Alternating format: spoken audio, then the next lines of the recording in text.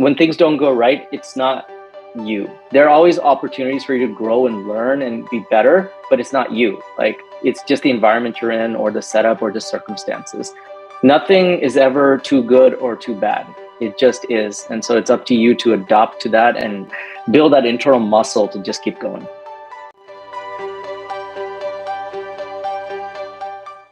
Ashwin, I'm so excited to have you talk to potential folks out there.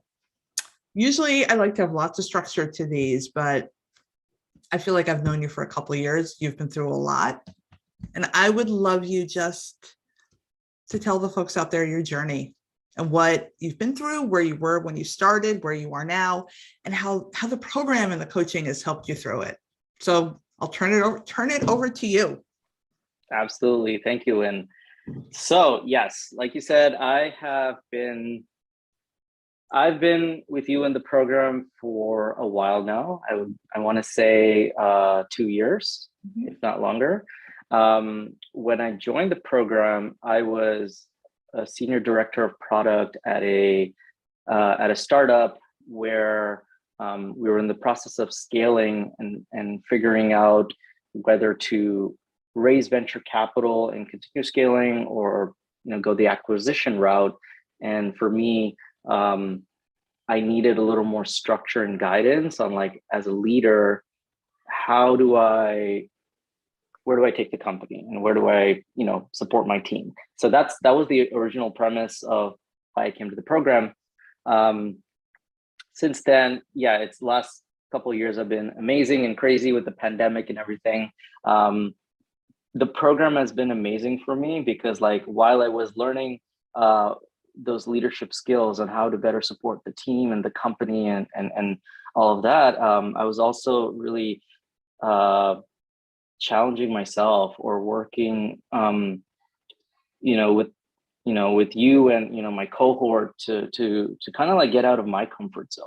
And so that's really where I was able to take things to the next level. My startup I was at, we were acquired. I joined this ventures group where I was head of platform for another early stage startup. And, that was going through its own ups and downs. It was very early stage. I was one of the founding members. And a lot of what I was doing there was focusing on figuring out product market fit. Is this idea viable or not? And, it was an amazing opportunity, again, with like very bright, talented people, but it wasn't a good cultural fit for me. And when the idea pivoted from like a platform, like a SaaS platform based company to, into more B2C type of product, I was trying to figure out my place in the company, whether I should stay or not. The CEO wanted me to stay on in like a head of strategy type position, but having gone through, so much turmoil and ups and downs over the last couple of years, I was feeling really burned out. And I was actually thinking of just taking a break to figure out my next steps. But along that time, I was very lucky, you, Lynn, you kept me in mind, and there was this great opportunity with one of my peers in the program who, he was amazing. And, I've worked with or I've known now as well, like just like me for 2 years now, to kind of like join them in a consulting capacity. This company. That took you out of your comfort zone. The whole idea, I know we talked about, of Ashwin as consultant was a little, should I or should I not? Absolutely. It was definitely out of my comfort zone because, a lot of my background was focused on fintech and like fintech related products. And suddenly I was going to like a Hollywood talent agency, which was a whole different world. And part of me was so obviously very nervous about making the transition to being a consultant, getting away from like that structured type of full-time type of work that I'm used to doing, and be a completely different world, Hollywood. I was also intrigued, as a person, who loves music and movies, and that stuff is really exciting. So the space is really interesting, but also the opportunity to really come in as a consultant with all this product skills and to kind of help help this organization try to mature their product org and like help structure things as a consultant was just like too good to pass up. It was an amazing opportunity. I'm so glad I've been doing it. It's been like 9 months now, and I wouldn't have had the courage to do this if you, Lynn, hadn't in a way challenged it, kind of like pushed me out of my comfort zone. And so I'm so glad I did it, because yes, it was not easy. There are times I was so nervous. I'm like, oh God, what am I doing? I'm figuring all this out, but the learnings have been so incredible, not just about the space, but also I've been able to actively practice so much of what I learned in the program, things like dealing with SCARF, things like matching communication skills, things like being able to identify your own internal monologue, and like understand sometimes that self-doubt is really imposter syndrome. And in a way, like I was able to, it's like building a muscle. I was able to develop that agency required to do my best work, even in an environment that itself was going through transition.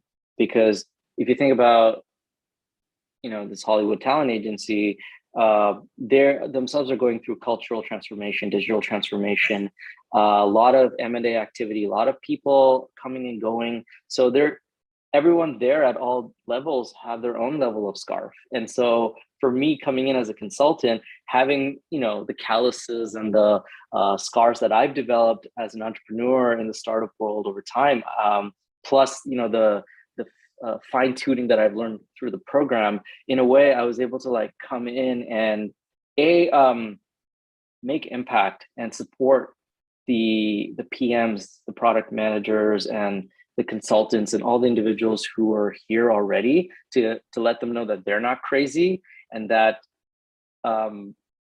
they can get through this, but B, also to have the courage to better explain that here's why you need to do things a certain way, and have the courage to kind of like withstand blowback or disagreement, but not kind of stand down just because somebody disagrees with you. And it's very easy when you have that imposter syndrome to just be like, oh, you know what, I'm wrong, and step away. And in many ways, it's really a muscle that you develop. And honestly, to me, I've grown as a leader because of those skills, to be able to better identify those things and be able to better have the tooling to adopt. And it's really because of the program. And in a way, now that I'm 9 months in here, what's really cool is the world is kind of opening up, because my background is so interesting and fascinating, where, I'm this guy who, yes, started in a traditional, maybe financial services industry, transitioned to fintech, did some really cool entrepreneurial things, took a company from zero through acquisition, was in a ventures group at a hedge fund, and now at a Hollywood talent agency.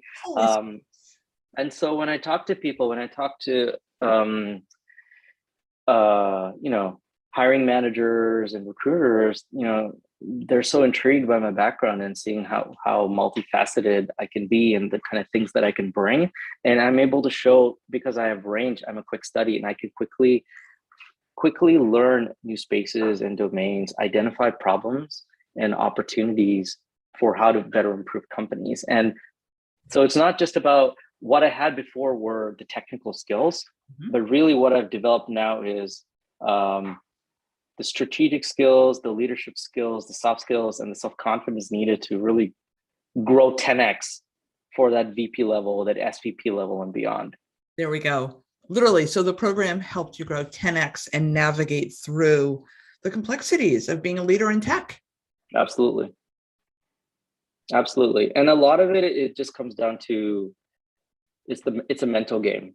It is. Everyone's trajectory, because I feel like, especially in product management, there's a lot of noise right now, because there's a lot of people who are trying to become PMs who are trying to grow people who are just trying to like figure things out. And the thing with product management is that no two PM roles are the same. Not even like in different companies, even in like in different teams within the same company. Like, and so because of that, everyone's like, every PM is like a snowflake. It's so they're so unique and different, and they're all trying to figure things out, and they're confused. So some of it is like, how do you develop that internal muscle, the self-confidence to like take a bet on yourself? Like I came in as this head of product, managing like this 7-person team of PMs and designers and contractors at a startup, and I felt so unsure of myself sometimes, even though like my leadership loved me and they trusted me. Like I felt like I wasn't prepared for it, and that's how I ended up in the program. But a lot of it over time is like just learning, not just hearing it, but like actually learning to take a chance on yourself and not being afraid. And so I think that to me is vital to succeed, especially as you want to grow, not just as a PM, but as a leader, because I view the current cohort of product managers as not just PMs. Like people can stay as product managers if they want, but I view this as people coming out of this program, or this program as kind of like this training ground for really becoming a C-level leader. Like a general management leader, whether that's a COO, CPO, CEO, CMO, doesn't matter, but like everything revolves a certain amount of like risk tolerance and believing in yourself, and the ability, building the resilience to bounce back when times get tough, because invariably it will. It's not always going to be easy and straightforward. There are always going to be setbacks. And what differentiates the good PMs from the best PMs is really that resilience to kind of like build that self-confidence in yourself, and that it's not, when things don't go right, it's not you. There are always opportunities for you to grow and learn and be better, but it's not you. Like it's just the environment you're in, or the setup, or just circumstances. You shouldn't, nothing is ever too good or too bad. It just is. And so it's up to you to adapt to that. And there we go. And learn to build that internal muscle to just keep going. And it's really hard. And this program honestly has really helped me. And that's why I continue to stay on, like as an alum, 2 years out. Ashwin, I could hardly wait to see you at South by Southwest or on this stage talking. You are the leader we need in tech to have 100 plus, 200, 1,000 people working for them to inspire them. I'm so excited. Ashwin, I'm excited too. Thank you. And we will talk soon.